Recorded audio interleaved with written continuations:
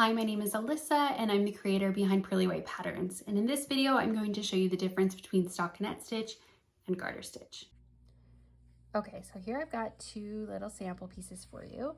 This one here is Stockinette Stitch. So you can see it's row after row after row of knit stitches. And knit stitches are the ones that look like the letter V, or as some people might say, it looks like chevron. But this is a stockinette stitch piece. Now, in a stockinette stitch piece, your right side of your work is the knit stitches, and the wrong side of your work is the purl stitches. So this is what it will look like on the back. Now, a disadvantage of stockinette stitch is that it naturally curls. So it will curl inward on the sides and up or down from the top and the bottom. So that's why a lot of pieces aren't just stockinette stitch, is because of that curling. Now here's a piece I did. I'm starting to work on a blanket that is garter stitch.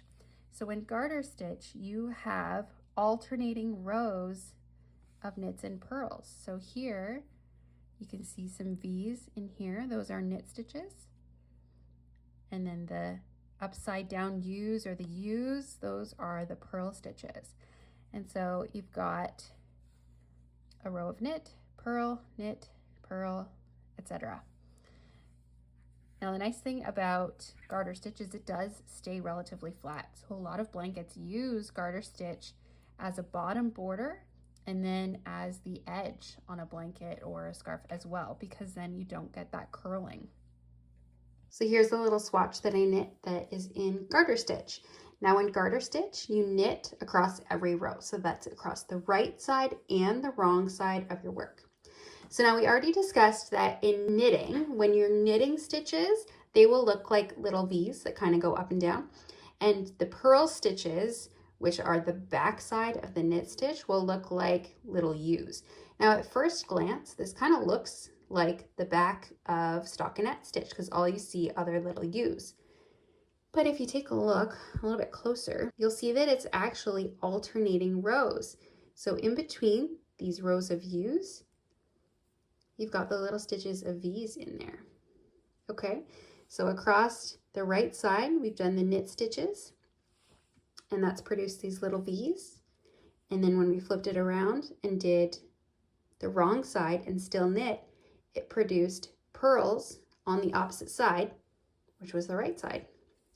Now, a couple key differences between stockinette and garter stitch. Garter stitch, this here, it's really stretchy, mostly in this direction.